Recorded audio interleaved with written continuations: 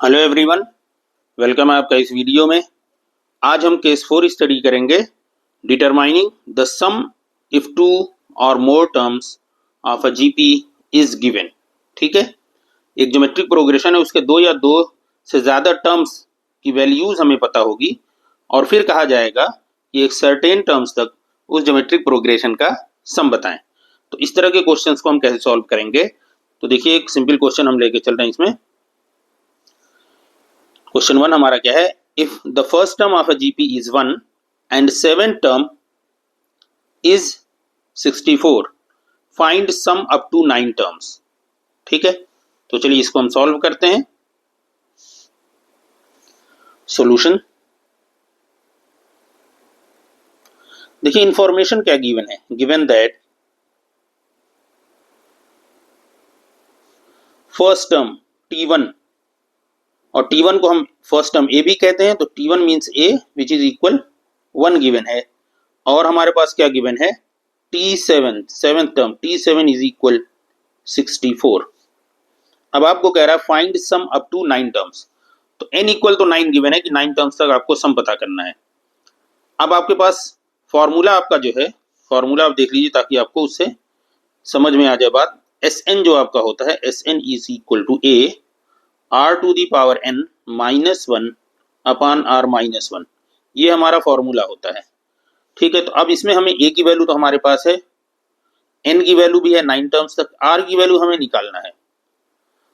ठीक है, तो t1 है तो t2 हमें पता होना चाहिए, तो t2 हमारे पास तो है नहीं, हमारे पास किसकी वैल्यू है, t7 की। तो इस t7 और t1 की हेल्प से हम r की वैल्यू कैलकुलेट करेंगे। ओके, तो देखिए t7 को हम क्या लिख सकते हैं, t7 को हम क्या लिख सकते हैं, ar टू दी पावर 6। तो t1 आपने 1 कहा, t7 64, देन दिस मीन्स, ये आप लिख सकते हैं, this means ar to the power 6 is equal to 64।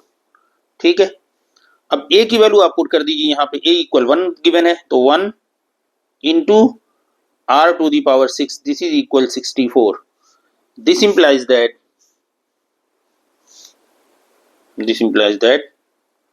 r to the power 6 is equal to 64।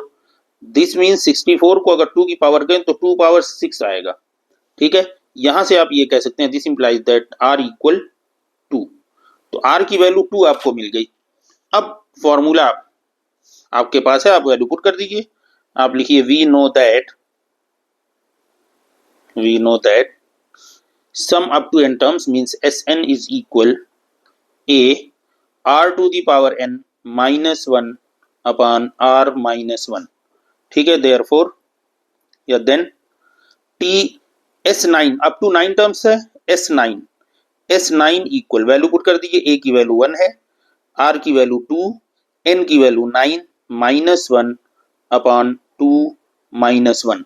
Okay, बस इसी को आप सॉल्व कर दीजिए, आपको आंसर मिल जाएगा।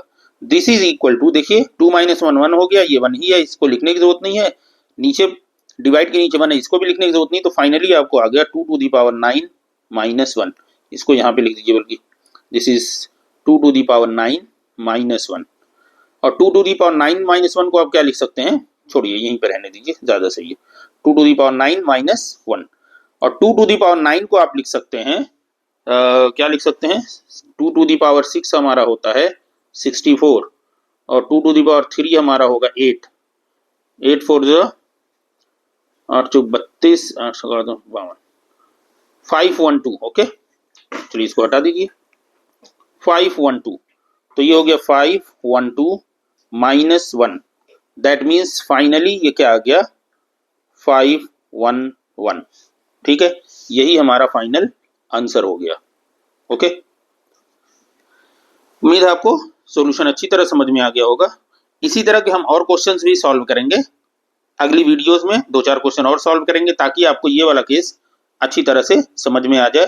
अभी हम जितने भी केसेस हैं इस पे हम सिंपल क्वेश्चन ही करेंगे ताकि आपको अच्छी प्रैक्टिस हो जाए, और जब हम सारे केसेस सॉल्व कर लेंगे, सारे केसेस को स्टडी अच्छी तरह कर लेंगे सिंपल क्वेश्चंस के साथ, फिर हम मिसलिनियस क्वेश्चन सॉल्व करेंगे, उसमें हम टफ क्वेश्चंस लेंगे, इंपॉर्टेंट क्वेश्चंस लेंगे, उस तरह के क्वेश्चंस को हम सॉल्व करेंगे। Okay, good bye.